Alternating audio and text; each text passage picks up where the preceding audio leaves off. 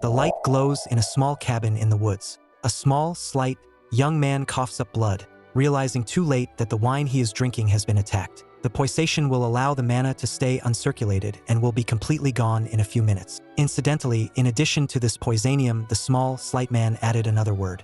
The hero is alarmed. Doesn't he realize? The war has long since ended, and the United Empire no longer needs his forces. Now his existence is causing problems, and it seems the hero has said he will return to the village to avoid becoming the cause of a revolution. That's exactly right.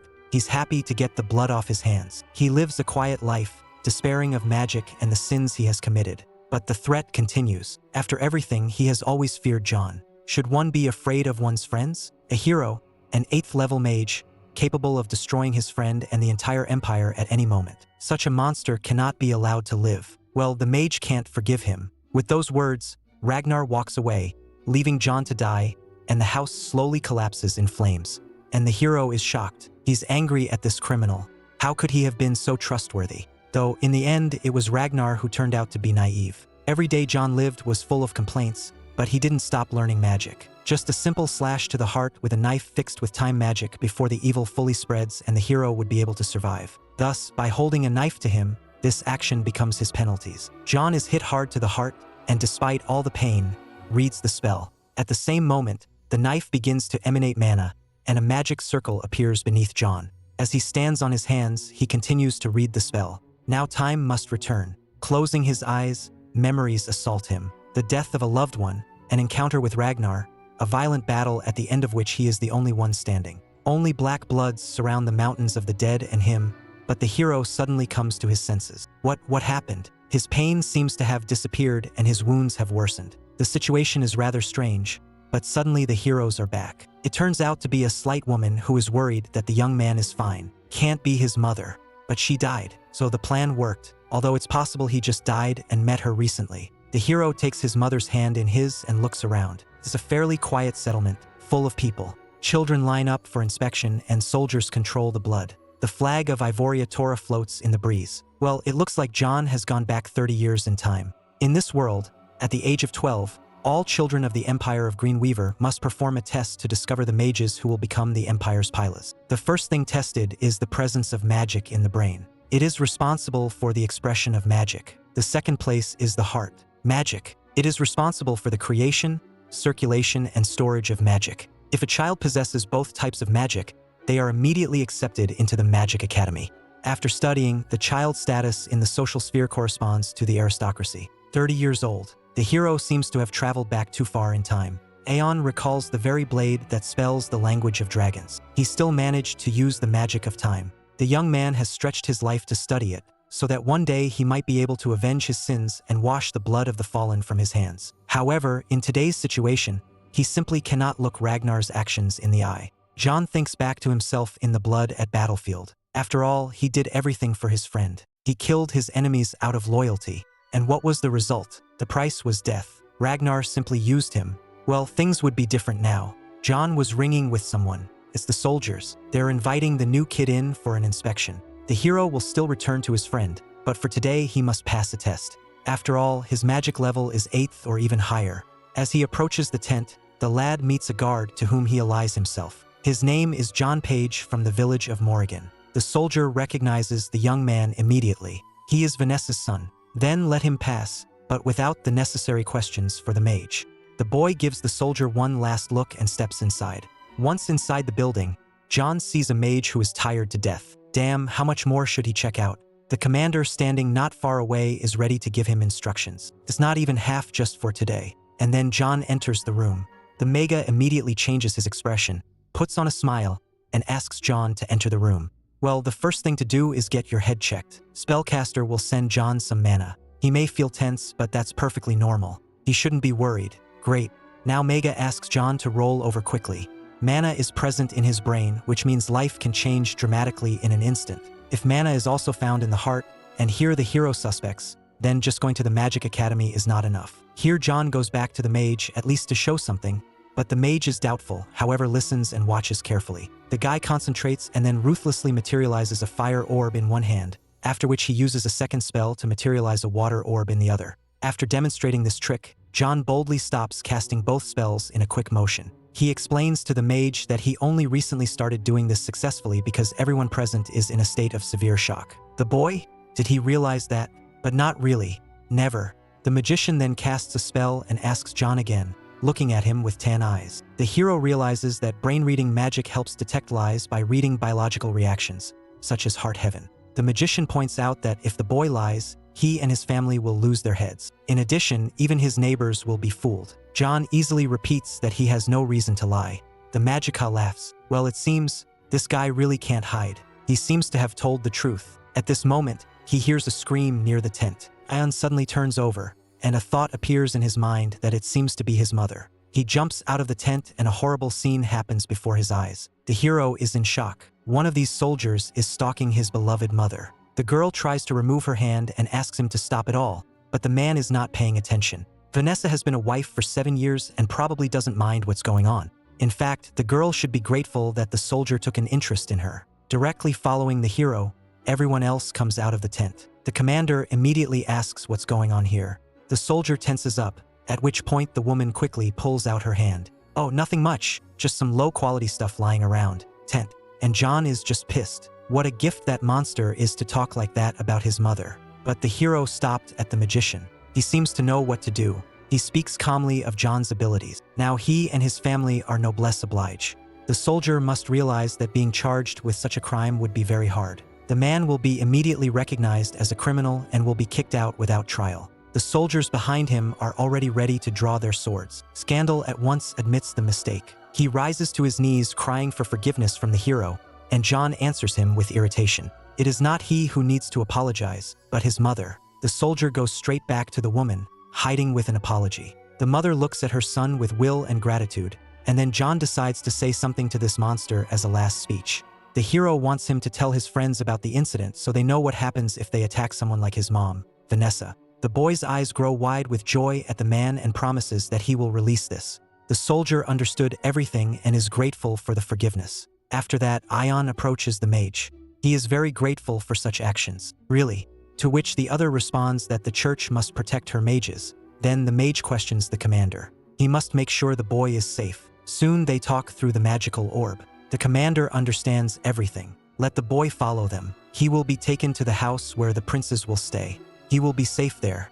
Ion will take his mother in his arms and thank the captain. He will also support the magician in forgiveness. Vanessa immediately asks the hero if he's a magician now, and the cute little boy seems to answer. The magister from the tent will graciously support the hero in forgiveness with a smile and self-reflects. Because of this boy in the pot and Ivor's palace, it's obvious that he's going to be pretty comfortable because he just has incredible abilities for such a young age. Time flies by unnoticed and night falls over the city. A slightly drunk man is walking down the street. Turns out to be the same soldier. Shit, how could it be that this little boy was fooling him like that? And at that moment, someone appears behind the soldier in a cloche. John pulls out a paralysis on the man. The soldier is scary, and the kid starts talking. What was he calling his mother there?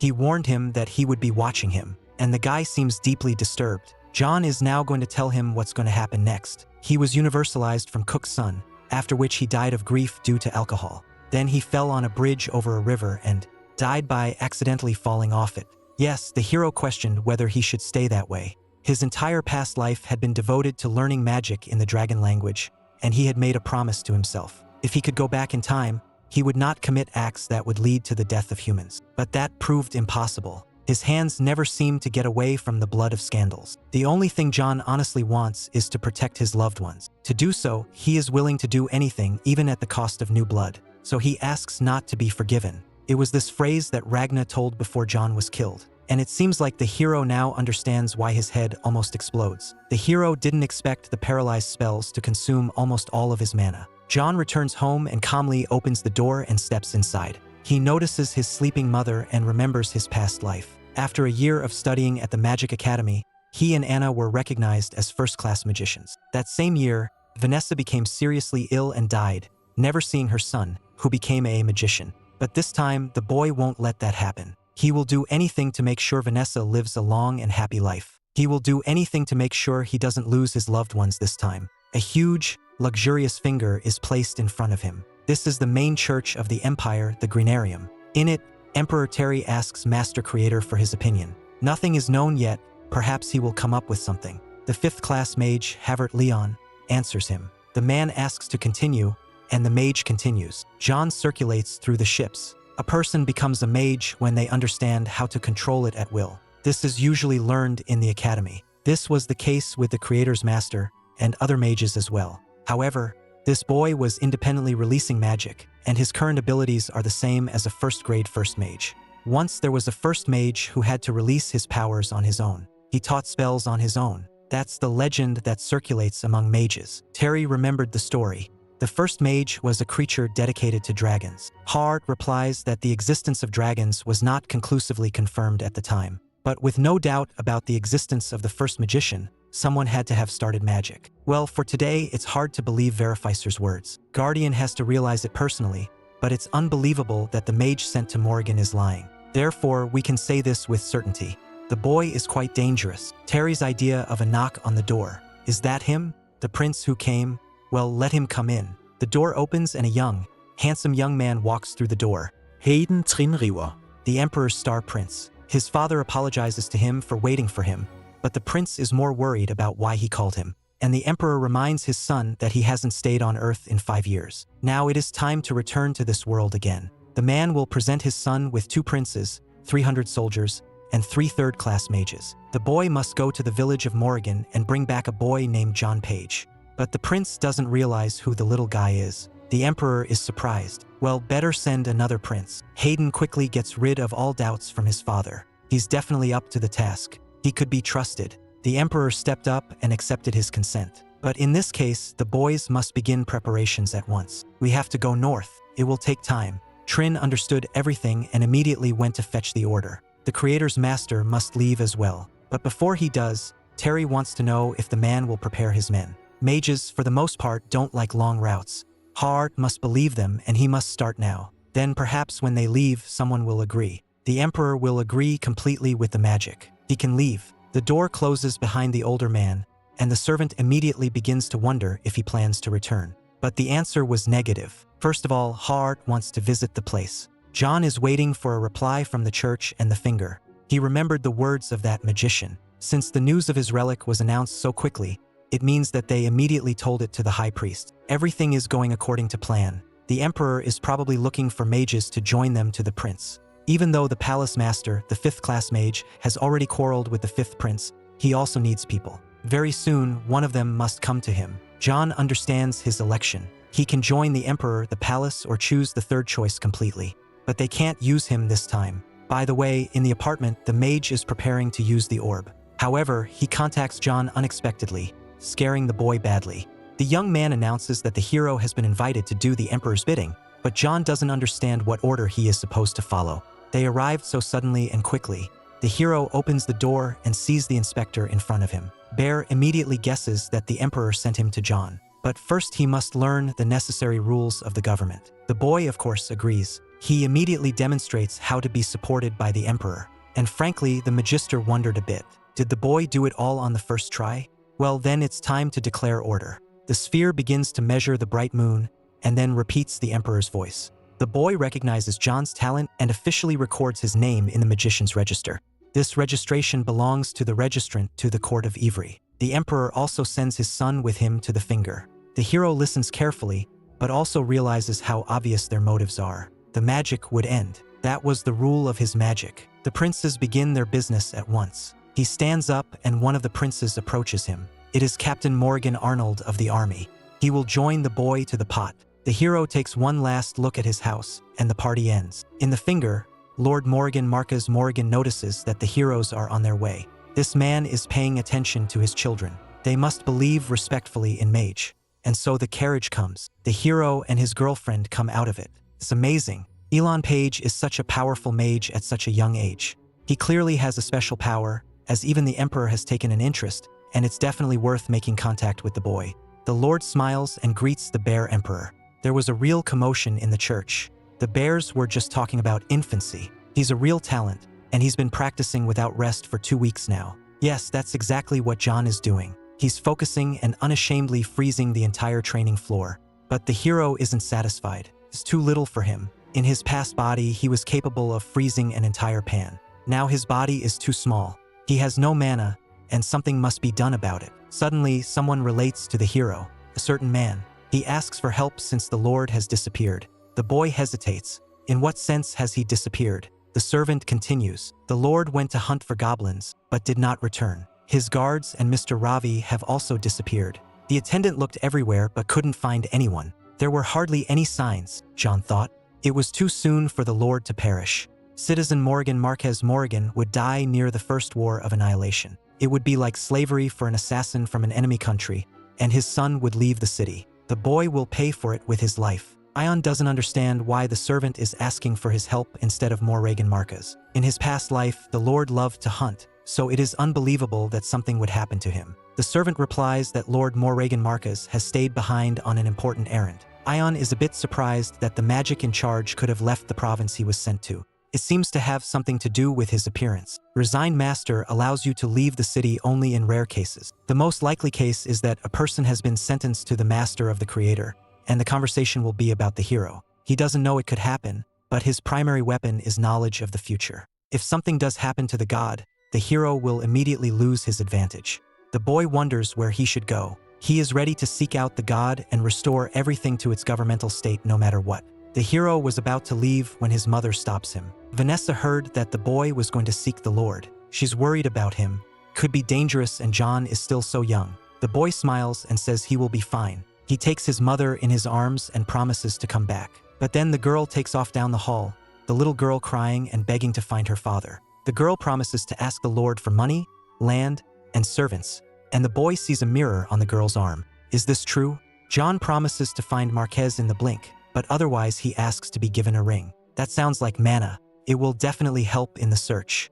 The girl immediately hands it over to the hero, and whoever places it in his hand feels a noticeable increase in mana. This item is familiar from Elon. It is a Morgan ring, a low-quality artifact that increases the wearer's mana. Perhaps the Lord didn't trust it to its owner, but to his daughter? From the bottom of his heart, he asks that he find his father, interrupting his thoughts, and after that, of course, that he return the ring. Is this not a gift from the Lord? Now the ornament helps the hero recover mana a lot, and he suddenly turns into a guard and they go ahead. The soldiers bring John into the forest. There are destroyed monsters lying on the ground, and blood drops everywhere. This is where the end of the track comes. The hero asks if the victims have been found, but no, the soldiers found none. Perhaps the monsters took them with them. The hero asks. It was obvious that there were over 100 animals. Marcus must be found as soon as possible before it was too late. A bright light immediately begins to emanate from the mock. Everyone present is simply in a daze. Is he trying to summon the spirit? And here it is. A small wolf cub appears in the clearing. Is this some kind of joke? The hero does not understand. In his past life, the wolf was enormous. It seems that the current mana supply does not allow the puppy to manifest in full size. The hero points to the blood and asks the wolf cub to take the trail. It sniffs and quickly takes off. John addresses the soldiers. They must follow him. At the same time, on the rooftop, Lord Marcos is fighting goblins. There seems to be no end to them. The monsters attack again and again. The same fate awaits the Lord when he dies in this place. The man will call his son. The child must return to the castle while the Lord holds the monsters. The child must report everything. There are too many goblins here for the Morgan Mountains. It's very dangerous here. The boy literally paces with fear. The boy does not want to leave his father's side. Turning around, the goblin lumbers toward Lord Marcus from behind. His son almost can't wait to prompt his father, but it seems to be too late. It is unlikely that Lord Marquez will make it through today after all that has happened. He's very surprised by what's happened. Who was that? And finally, he noticed the boy. Is that really him? And he tries to say something, but he can't hear anything else. The Lord will pass out.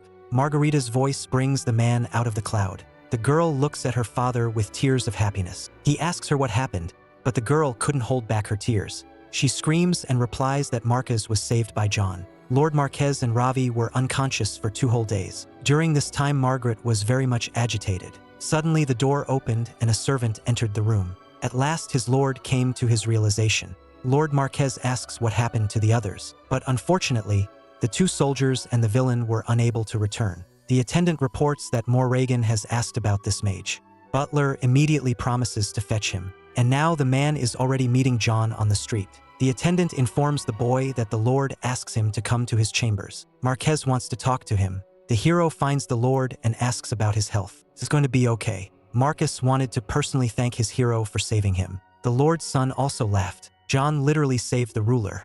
The boy also destroyed mountains of monsters. Marcus can't bear it. As a token of gratitude, the man gives the boy a small box and asks that he open it. John can't believe his eyes. It's a mana ring. Marcus overhears the young man feeling mana in his daughter's ring. She had been in their family for a long time, but the Lord was unaware of her power. The ring was a huge help to the hero, wasn't it? John explained how it happened and what his advantage was in the battle. Well, Lord was glad to hear that. Now this mirror belongs to a young magician. Let him consider it a mark of diversity, but the hero is a little unclear in what sense it is a mark of diversity. Then the Lord explained that from that day to today, the hero was recognized as the Morgan family's eternal guest. So John accepts his gift. The Major invests in the ring, an eternal gift. This is millennial annual pledge that every great emperor must honor. Marquez continued. His family will always be happy to see him and ready to help him in times of need. The Lord and his son promised that this name and promise would be passed down from generation to generation as long as their family lived in the south of the Emerald River. Oh well.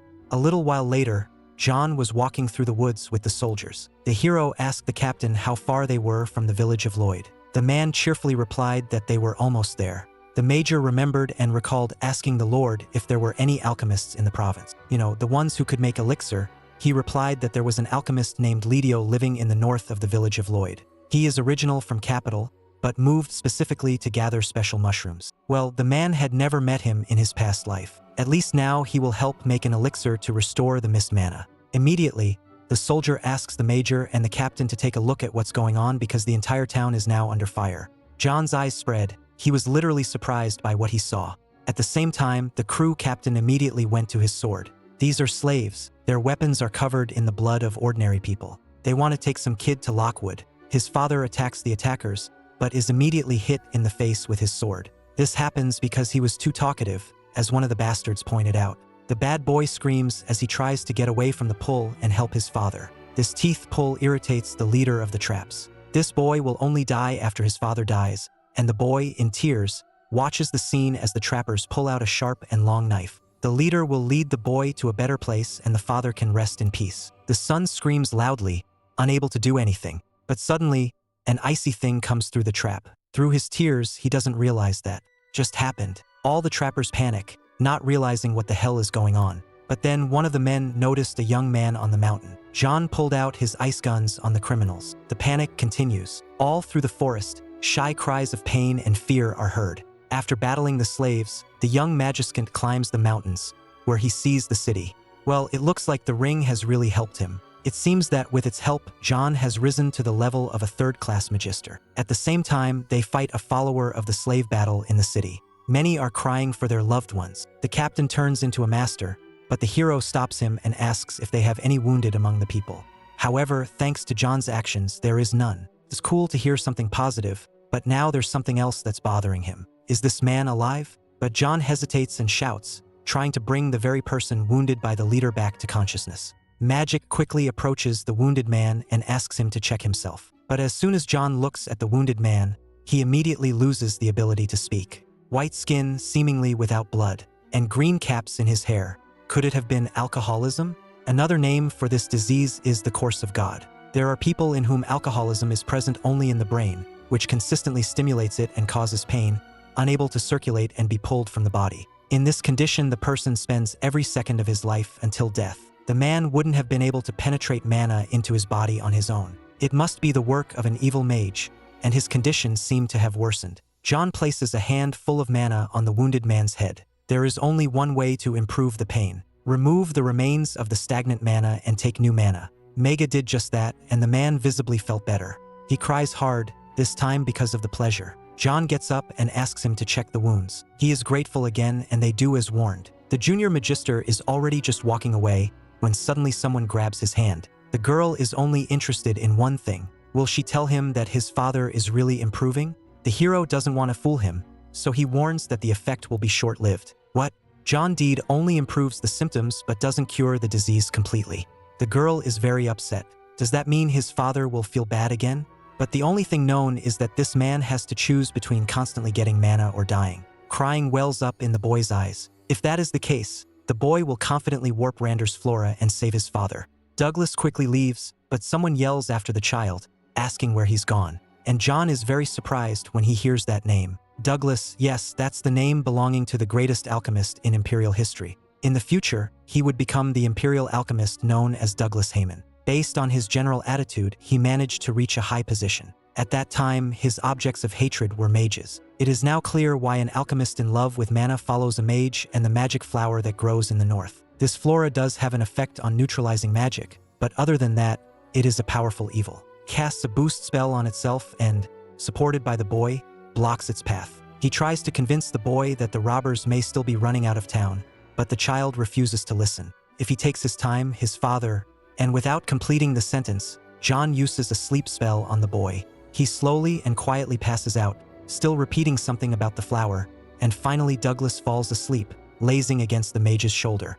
John cries with joy. It's a very good thing he's made it over time. That's right, if you don't consider age, this boy looks a lot like Douglas from his past life. If magic hadn't arrived in time, the boy's father would have been killed and his son would have been caught. However, it was Douglas who prepared the evil that killed John. He was conscious of Ragnar's plans and acted on his orders. Maybe it would be better to cut everything off at the root now. No, hasty decisions could backfire for John. Douglas is so talented that he has risen from humble beginnings to the status of Imperial Alchemist. It might be better to lure him to our side. But where are the guarantees that he won't betray us if the wizard frees him from slavery? But suddenly, John calls out to the captain. He immediately set off in search when he learned that the wizard had suddenly disappeared, and in the blink of an eye, the knight's gaze fell on the child. The boy acted recklessly and had to be put to sleep, John explained. And since the captain has come, he should take the child to the village.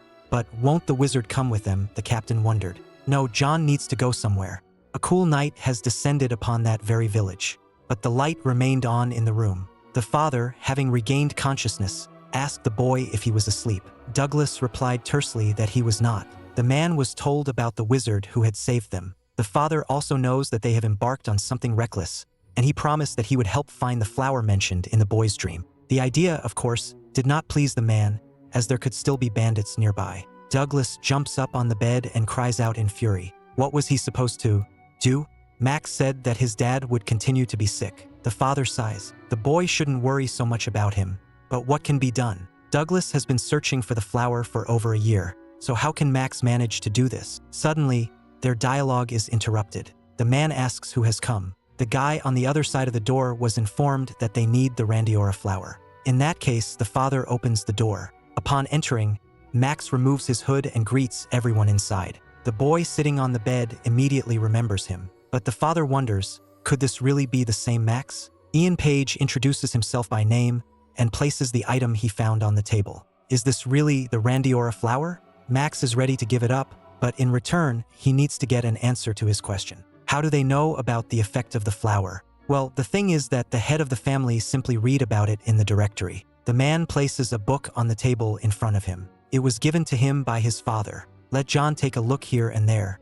It only grows in the north and can neutralize mana. It has 12 dark-colored petals. The green leaves and stems of the flower are extremely poisonous. The flower wilts immediately upon being picked. Therefore, cultivating and harvesting the flower is impossible. The wizard is curious if their father was also an alchemist. Turns out that alchemy is their family business, as is the book. So, hearing this, John wants to warn that for a wizard with 2 types of mana, the poison of this flower is deadly. The father understands what is being discussed, but in their family, they have never made elixirs capable of harming living beings. The man is ready to put his hand on the honor of his lineage, the Hammonds. John doesn't quite believe the words, but he thanks him for the answer. There is something else. He lifts the flower, melting the icy cage, and it instantly withers in his hands. He apologizes as he cannot be transformed. Max only wanted to preserve his form by freezing him. Lady O was surprised. Could it be that the guy had lied to them? But John only wanted to prove that he could find the flower.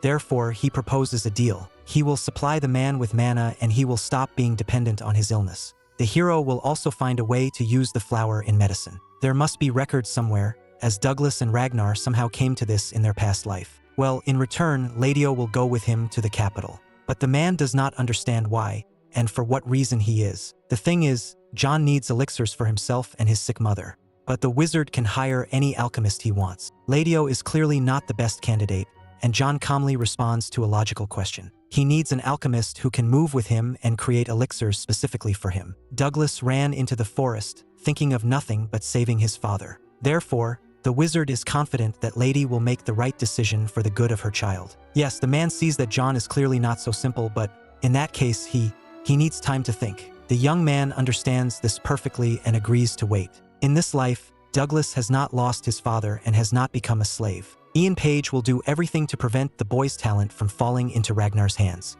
And so, the next morning arrived in the village, the captain addresses the wizard and reports that everything is ready for their departure. Ian Page glanced heavily at the alchemists. He is a bit pensive today, but what can be done? Well, they can start to move forward little by little, the young wizard reported. Are they still not ready? But suddenly the door of the house opens, and out come the father and son, ready for the journey. And what decision did they make? John asked as he approached. Well, there's no point in refusing, the father began, since his life depends on the mage after all. But he also adds that John must keep his promise. The mage simply smiles in response. Of course, he will do everything. Suddenly, Douglas asks his question. Can the hero really heal his father? John nods good-naturedly. He gives his word. The child sincerely rejoices and eagerly asks if he can call the mage captain. What? Captain? Well, if the kid wants it so much, John just can't refuse him. After all, he used to think that Douglas had been a jerk since birth. The heartfelt conversation is interrupted by a soldier who has arrived in a hurry. They need to rush and set off. The prince has already crossed the Kumos River, and John is surprised. The prince is already so close. That's right. The garrison was informed about this earlier in the morning. So why does the mage find out last? The young wizard quickly heads to his horse. He will borrow it for a short time. John doesn't quite understand how to handle the saddle, but he is confident that they will get along. Approaching closer, the mage touches the steed and uses taming. A spark of mana ignites in the horse's eyes. John somehow communicates that he needs to go to the provincial castle. The horse knows the way. The beauty obediently lowers herself, allowing the hero to climb onto her. Meanwhile, the mage asks Captain Arnold not to forget to pick up Mr. Lidio. He will go first. Meanwhile, the prince and his entourage are already traveling through the forest. The young man recalls a conversation with his father. The king gave his son several tasks. The master of the tower, Havert, has been actively communicating with the fifth prince lately. Since many aristocrats listen to him, it must be important for the prince to have Havert on his side. The king is confident that Ragnar will use the mage to secure worthy allies for himself. Therefore, the son must ensure that Aeon Page stands on his side, and this must happen before the ivory tower can take any action. The mage needs to be lured away at any cost. He will be a great asset for the prince. He sighs heavily, recalling this dialogue. Damn, Aeon may be a mage, but he is still just a child. What use is he at all? Besides, all mages are subordinate to the ivory tower. Why would he switch sides to the prince? Why did the master of the tower choose Ragnar in the first place? When he becomes emperor, he will definitely remove everyone who deliberately ignored him. A terrifying horse addresses the prince. The second captain of the Imperial Knights, Oliver Raywood, believes that at least now, a message should be sent to the castle of Morrigan. The prince remarks with boredom that they seem to have already discussed this, but the captain is sure that it will definitely take time to prepare for their arrival. The prince decides to change the subject. Maybe that way he will leave him alone. The captain's family lives not far from Morrigan, right? Then, how much further do they have to travel? Oliver Raywood replies that they need to be on the road for about 2 more days. The prince smiles in response. Well, then the captain can send them a message. He wants to see how the Northern Guards and the shields of the Empire will receive the august personage. The captain was not pleased with such treatment, but what could he do? It was his duty. Meanwhile, Oliver Raywood thanks the prince and begins to carry out the order. After receiving the news, there was a real commotion in the castle. Marcus demanded that not a speck of dust be in the room. And why wasn't he warned earlier? He did not expect such a quick visit. By the way, what about the other families? Have they arrived? The butler replied that almost everyone has come. The Megfidons and Raywood will be here soon. But what about Mac? Is there any news from him? Marcus asked, no, not yet, and that's bad. The guard reports that His Majesty the Crown Prince has arrived. His retinue has already stepped onto the territory of the castle. After a while, the carriage finally stops, and the prince himself steps out. A man standing next to the duke nervously asks, where is the mage? But the sad lord is already about to respond when the quick sound of hooves is heard. It is him. The majestic horse stops right in front of Marcus. Poor John clearly did not enjoy this ride, but he still finds the strength to apologize for being late. The hero is overjoyed at the return of the hero, while the others quietly whisper behind their backs. Is this little one really the mage? Marcus places his hand on John's shoulder. Since the Emperor's order was addressed personally to him, he should stand in front of everyone. The young mage comes face to face with the prince. The prince addresses him with a single question. Is he Aeon Page? Yes, it has been a while since the prince has seen him. The mage manages to glance over and see what is happening with the prince. The girl from the group looks at him and smiles kindly. Her name is Cecilia. She is a spy for the Coldwood Empire. And so the evening arrives. At the ball, the prince is addressed by his captain. His Majesty should know his limits. Well, what can you do? The only food here is wine, he replies melancholically. The prince does not understand why he even traveled such a distance. It is so boring, and he did not like the mage. The guards silently observed. He wished he could go rest soon. Not far from the group, Cecilia stood alone with a glass of wine in her hand. The girl thinks that the Emperor's task has become increasingly strange lately. Why does he even need this boy? The fact is, a few days ago, she received 2 orders. First, verify whether the rumors about Iowan are true, and if so, kidnap him along with his mother and deliver them to Cudwood. What is so special about him anyway? Alright, I need to find out. Cecilia goes outside to find the mage.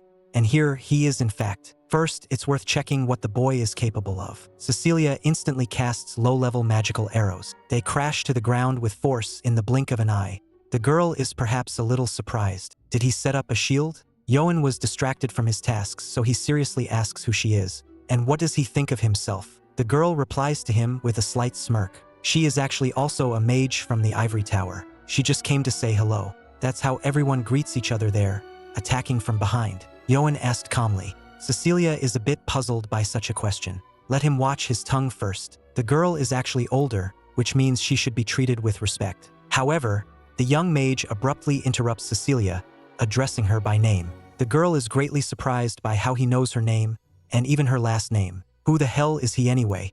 Of course Iowan would know. All the spies from Cudwood are given that surname. The mage can name everyone who works with her. Iowan slowly begins to approach the girl and speaks.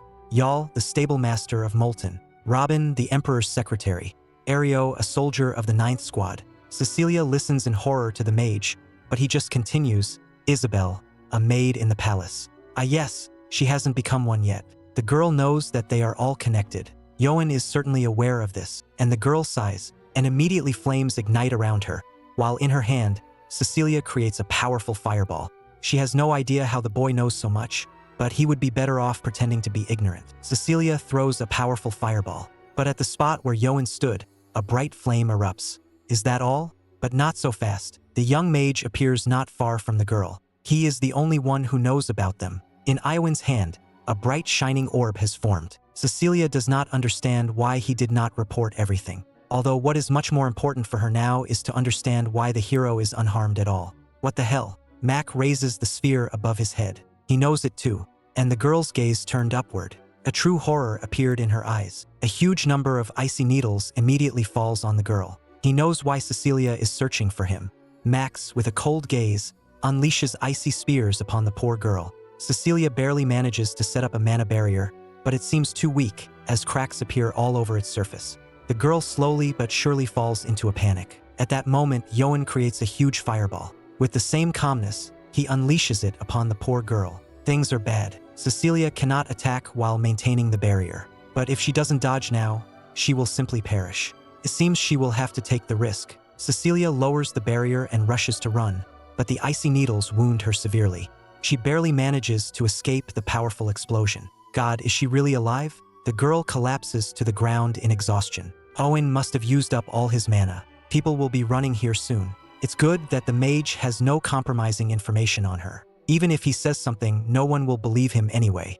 Even the Ivory Tower will be on the girl's side. But for now, she should first restore her strength. And Iowan has come very close. He is still smiling. The girl realizes that he could easily expose Cecilia at any moment, even right now. And Tailish laughs. Is he really that overconfident? But Yoan has evidence that even the Cudwooders are unaware of. Cecilia is angry and does not believe a single word he says. But suddenly, someone approaches from the side. The guards have arrived, and the captain doesn't even have time to ask what happened before the girl's ally rushes to her aid. And Iowan, as if nothing happened, replies that he did it. The soldier asks the boy to explain himself. Well, the mage recounts that he saw a girl talking to some masked man. But Cecilia is just in shock. wondering what this little brat is even talking about. Ian continued, upon seeing the young man, the group immediately tried to kill him. Clear. Understood. So the hero was just defending himself. But how can the guy prove his words? They were both checking something on each other's bodies. Ian noticed. He believes they were marks.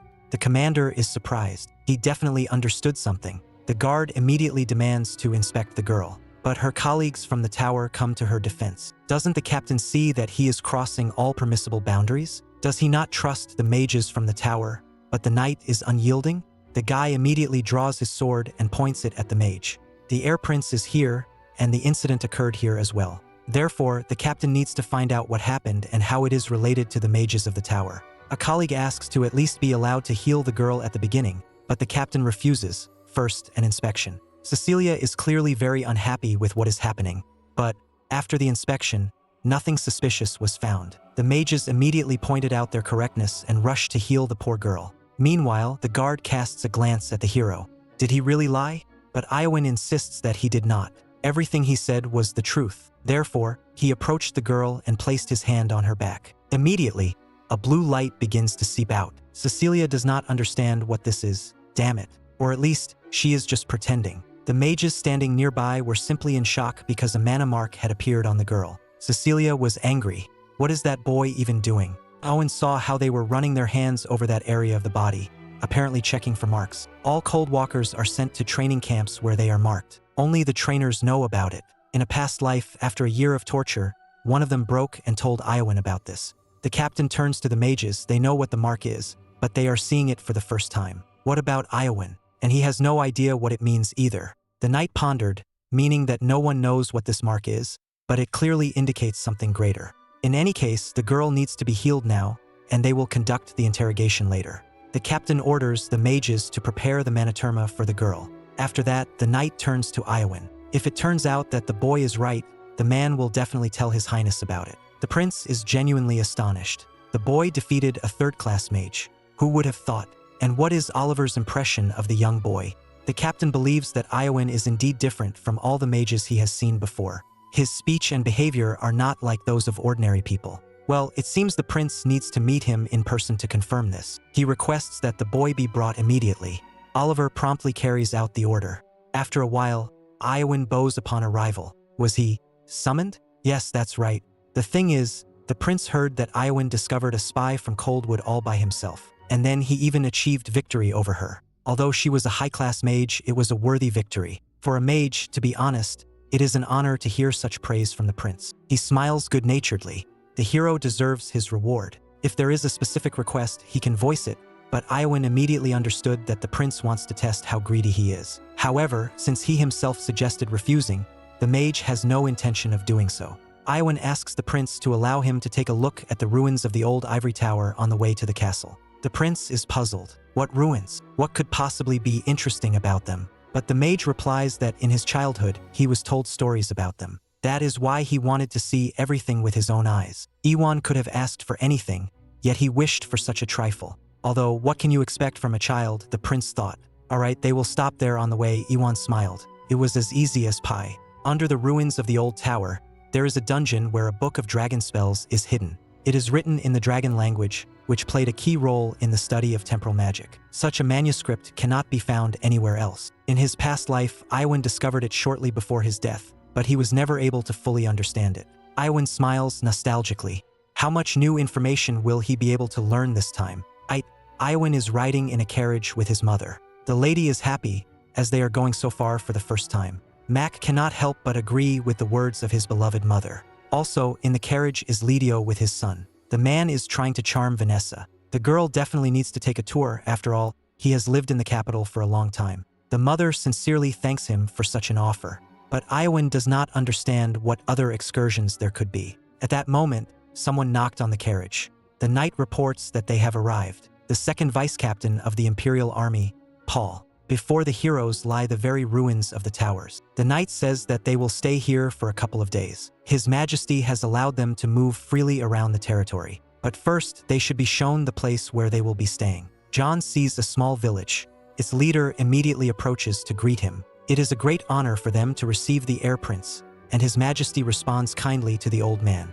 The young mage observes what is happening from the sidelines. It seems the prince is behaving quite well with the common people. In his past life, he always appeared hostile and gloomy. Maybe it's all because of Ragnar? With other people not related to the village or nobility, the prince behaves differently. Now it is clear why the emperor wishes for him to be the successor.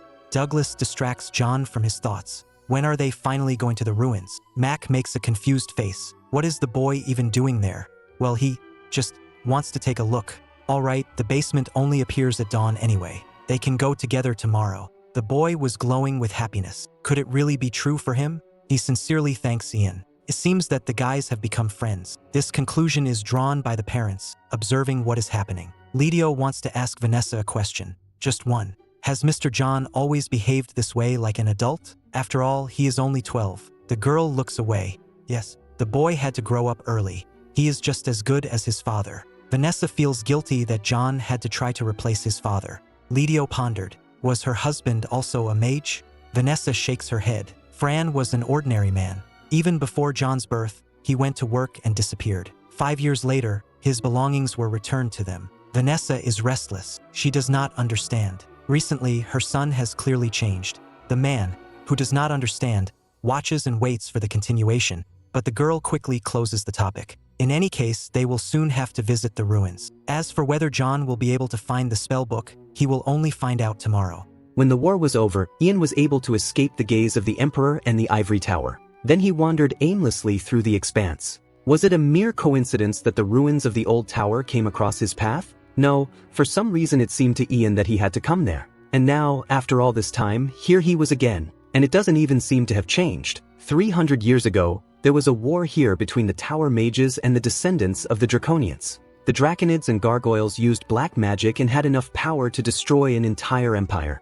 But the high-ranking Tower Mages led by Mitchell Greenriver, former ruler of the empire, were able to repair the will of the dragons and destroy the Gargoyles to keep peace in their lands. After leading the state to victory, the emperor gave up his title and devoted himself fully to his work in the tower. He also founded a new one in Greenvirium, where it stands to this day. The old tower soon fell out of use and lost interest, becoming a ruin. Being here and looking around, he's in place. The hero puts his hand on the rocks and casts a spell. In the same second they move apart, and in their place there is a kind of descent. So, of course, Ian decides to go down. It's pretty dark around, so he applies a light spell. Suddenly his gaze falls on a gargoyle statue.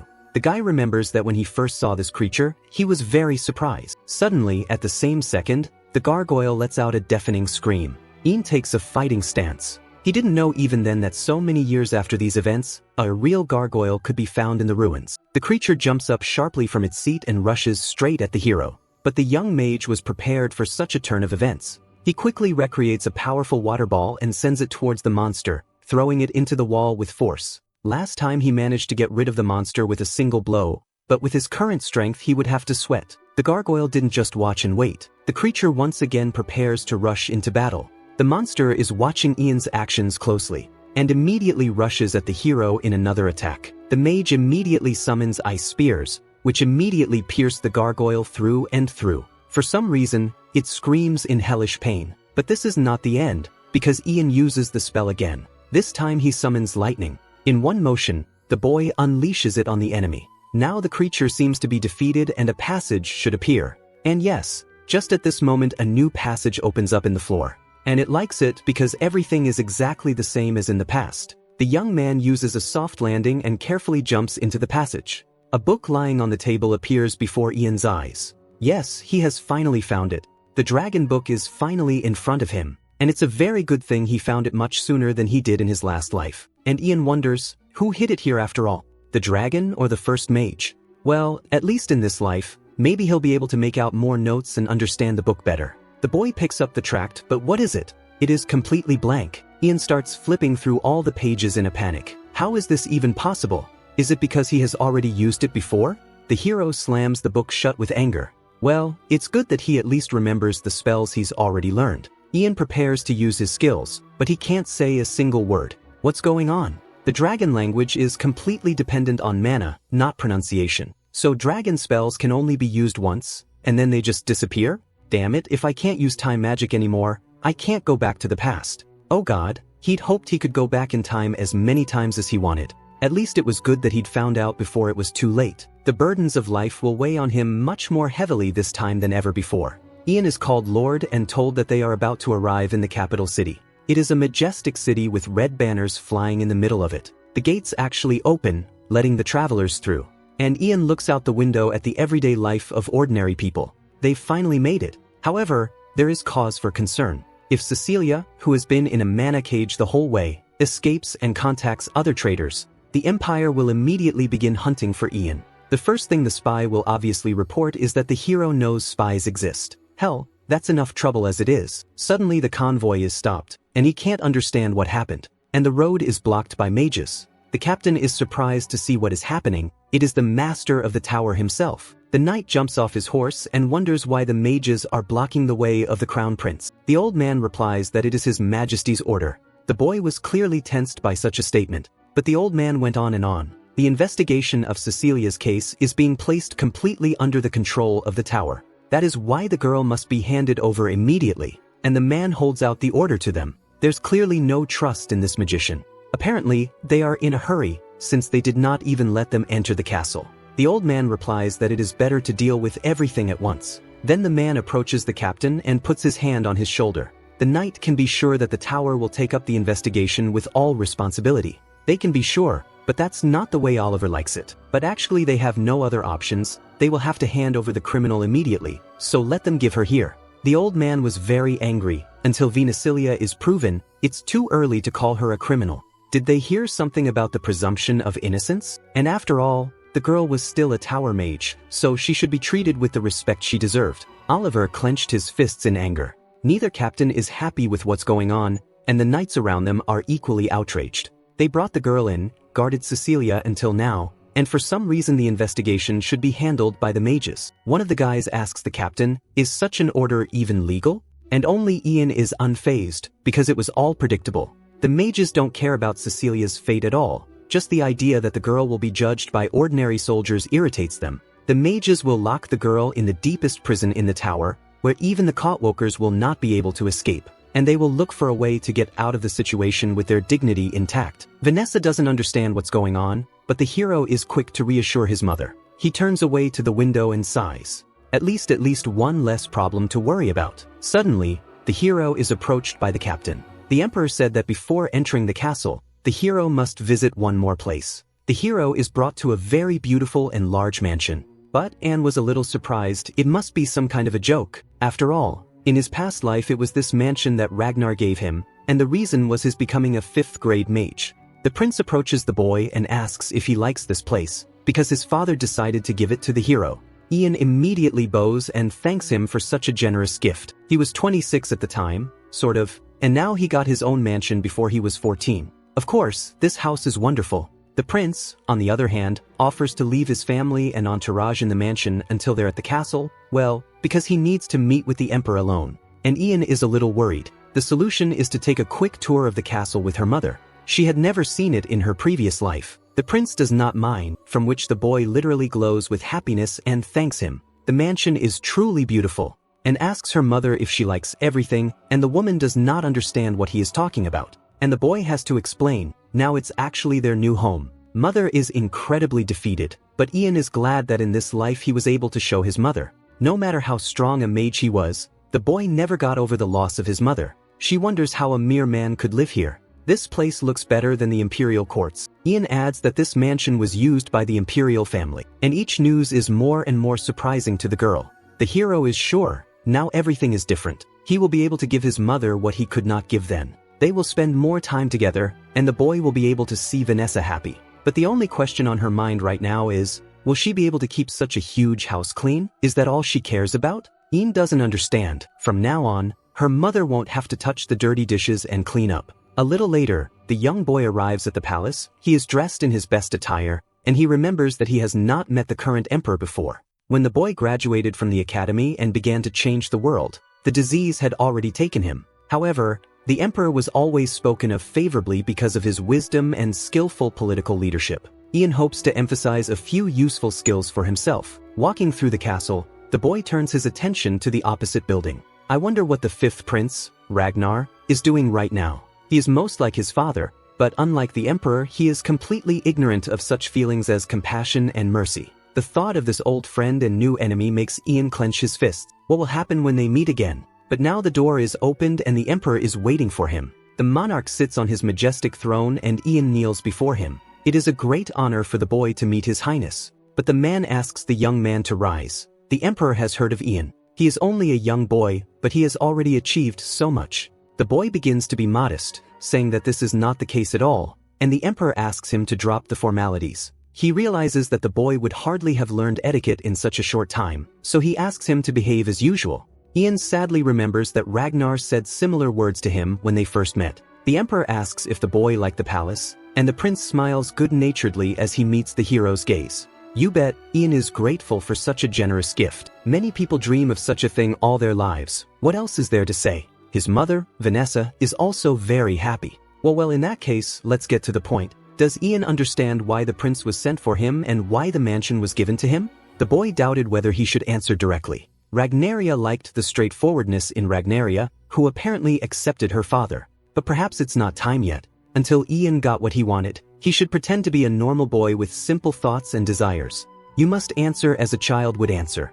And he answers that maybe it's because he's talented, and the boy is sure that it's only because he's talented. The prince and Ian are tensely silent, waiting for the emperor's speech to continue. Suddenly, Blondin reminds his father that Ian is a child. He just doesn't understand what's going on. The man stares intently at his son. To think, this is the first time the prince has stood up for someone. The king agrees. Yes, he only invited Anna because of his talent. Besides, all the attendants admired his abilities. The boy found the spy, and all children are rewarded for good deeds. So what does Ian want? He will fulfill everything. The hero realizes that this is his chance. He has already thought about it. If he were older, he could ask for something worthwhile, but now, maybe permission to see the castle. The emperor is amazed, just that? But yes, he is. Ian just wants to see what the castle looks like inside. To see how beautiful it is and share it with his mother. The prince explains to his father how on the way the boy asked to see the ruins of the tower. I guess boys his age are very curious. It's only natural. Ian, on the other hand, smiles enigmatically. Well, the emperor agrees after all. The servant immediately gives the boy a tablet. With its help, the hero can get into absolutely any room of the castle. He can also ask the guards to show everything. Ian thanks for such a reward. Well, since this is his only request, the emperor himself will decide how to reward the boy. The man asks the maids to bring something in. It's a huge chest of gold, and the maids who bring it will go to Ian's palace right away. Well, at least mother won't have to worry about cleaning up anymore. Once again, Ian thanked the emperor for his generosity. As he closed the door behind him, he thought, was the emperor really such a great man? The hero did not expect to receive sympathy in his direction, and the feeling that he was being tested did not leave him all the time. After all, the emperor simply must be on guard in his dealings with everyone, including Ragnar.